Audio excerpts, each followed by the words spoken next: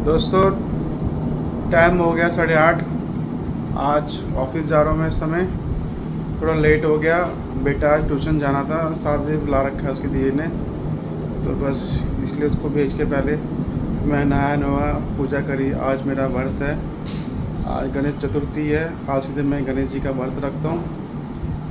तो बस अभी जा रहा हूँ ऑफिस। ऑफिस से आके आपको कुछ आज डिश वगैरह बना के दिखाएंगे। तो शाम के बज रहे हैं 7।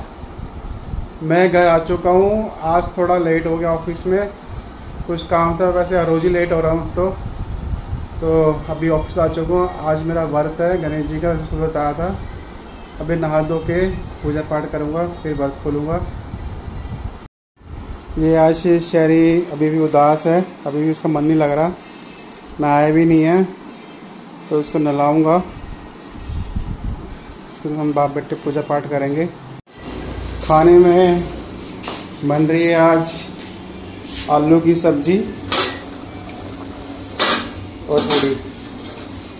व्रत में आलू पूड़ी से ठीक रहती है। पकवान खाते हैं, हल्का रहता है आलू सब पूड़ी खाना। चल बेटे खड़े हो जा, उठ जा, चल नाइने करेंगे, चल शाबाश। दोस्तों, हम बाप बेटे नहा चुके हैं। गर्मी तो इतनी नहीं है, लेकिन थोड़ी सी अब ये जो उमस आ गई है ना, इसके वजह बड़ा चिपचिपा सा हो जाता है। तो हम दोनों नहा चुके हैं, अब हम करेंगे पूजा पाठ। दोस्तों, रात के बज रहे हैं 9, 9:30। खाना खा लिया हमने। आज खाने में था पूड़ी और आलू की सब्जी। मेरा व्रत था आज गणेश जी का, तो इस करके आज के दिन पकवान बनाते हैं। जिस दिन व्रत होता है उस दिन पकवान बनाते हैं। आज हुआ ऐसा कुछ कि शाम को माथा टेकने के बाद जब खाना खाने बैठे, तो आज आपको पता मंगलवार था, हनुमान जी का प्रसाद भी चढ़ाते हैं हम लोग।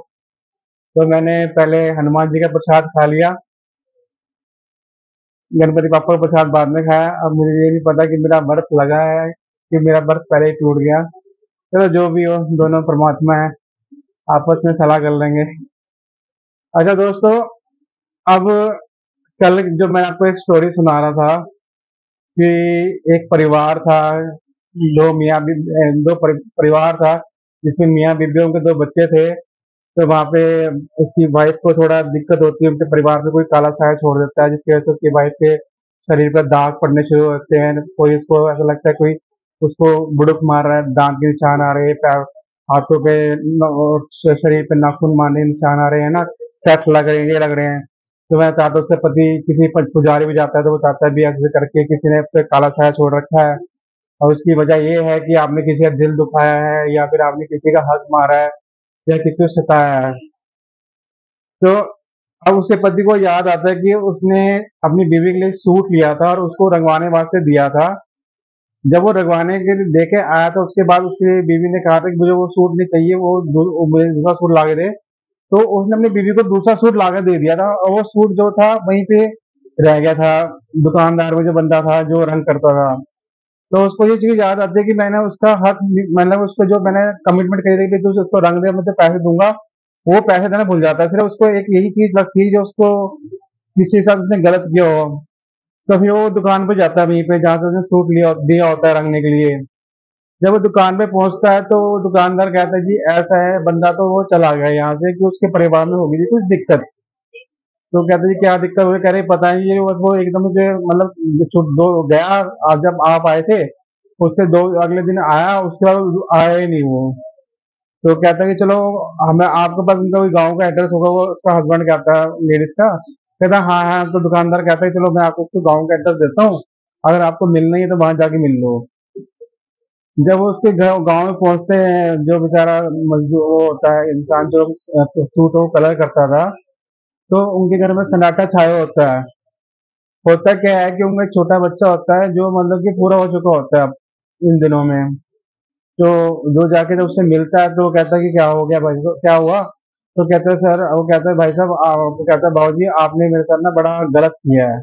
वो कहता है मैंने क्या गलत किया है? हाँ ये मैं मानता हूँ कि तेरे में 500 रुपये जो देने थे रंगाई के, वो मैं दे नहीं पाया था, मेरे दिमाग से निकल गई थी।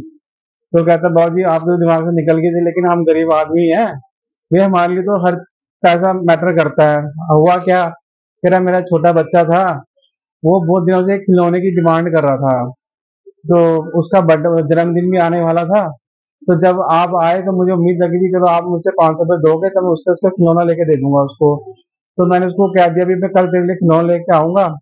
लेकिन उसने क्या हुआ कि जब मैं खिलौना लेके नहीं पहुंचा, आप आए नहीं सूट लेने के लिए, मेरे पास पैसे नहीं बने और मैं बिना खिलौने गया, तो उसके दिल को बड़ी गहरी चोट लगी। और वो मतलब कि उस सब में वो सहन नहीं कर पाया और वो ना पूरा हो गया मेरा बच्चा जी आपकी वजह से ना। तो कहता है जी, वो मतलब उसका हस्बैंड कहता है चलो जी जो हुआ मेरे वजह से मैं उसके लिए माफी चाहता हूँ। लेकिन अब हम भी बहुत परेशान हैं। कह रहा हाँ मुझे पता है। वो कहता भी आपको ऐसे पता है, उसका हस्बैंड कहता है कह रहे क्योंकि मैंने ही अपने बच्चे बदले लेने के लिए आपके मतलब पर काला जादू किया था, साया छोड़ा है। तो उसके हस्बैंड को गुस्सा तो बहुत आता है लेकिन फिर वो कहता है कि मेरी गलती हुई है। कहता नहीं, कह रही तो आपने मैं मुझसे तो गलती हुई है लेकिन मुझसे गलती अनजाने ही हुई थी, लेकिन आप जानबूझ के ऐसे कर रहे हो। जबकि हमने मतलब हमसे चूक हुई कि हम आपके पैसे नहीं दे पाए, लेकिन आपने मतलब हमारे साथ इतना बुरा क्यों कर रहे हो। कह रहे कि जी मेरा बच्चा पूरा हो गया, वो कम है मेरे लिए। ये मेरे लिए कितना बड़ा सपना है कि एक बच्चा था मेरे पास होता, वो पूरा हो गया। तो हस्बैंड भी बड़ा उसे समझाता है कि चलो आज मतलब जो आप कर रहे हो गलत है, तो किस तरीके से वो बंदा चलो मान जाता है भी हाँ वो गलत कर रहा है।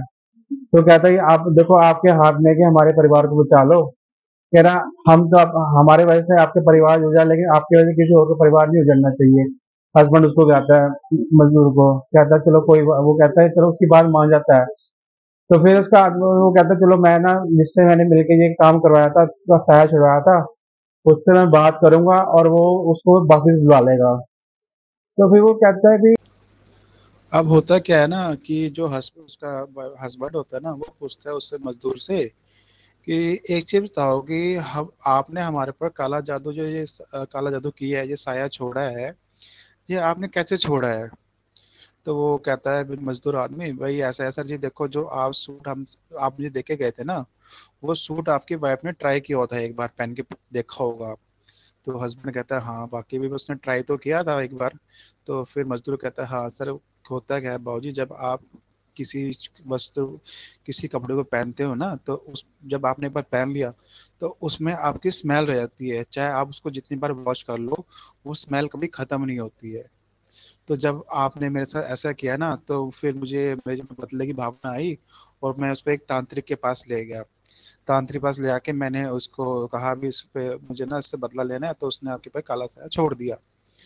अब वो काला साया छोड़ने के बाद, काला साया छोड़ दिया उसने, तो वो खुशबू ले उसने उसको खुशबू सुंघाई, और उसके खुशबू सूंघते सूंघते वो आपके परिवार में पहुंच गया। तो इस करके आपको ये सारी दिक्कत हुई है। तो बाकी चलो ठीक है बाबूजी, आप अपनी जगह सही हो कि आपने मतलब जानबूझ के नहीं किया था, गलती से आपसे हुआ है। तो मैं अपनी गलती मानता हूँ, और मैं ना तांत्रिक से जाके बात करूंगा, और इस चीज़ को मैं मतलब वापस लेने लेके आ दूंगा। तो दोस्तों, इस कहानी से हमें ये शिक्षा मिलती है कि कभी भी किसी का हक नहीं मारो, और बाय चांस किसी से कोई गलती हो जाए तो उसके लिए उसको याद कराओ, उसका किसी का बुरा ना करो, सबका भला करो। बाकी दोस्तों, मैं इसको कहानी यहीं ख़त्म करता हूँ। अगर आपको वीडियो अच्छी लगी हो, कहानी अच्छी लगी हो, तो कमेंट करके जरूर बताना। वीडियो को लाइक करना, शेयर करना, सब्सक्राइब करना। बाकी माता रानी आप सब पे अपनी कृपा बनाए रखे, सबको स्वस्थ रखे, तंदुरुस्त रखे, और सब पे अपनी मेहर बनाए रखे।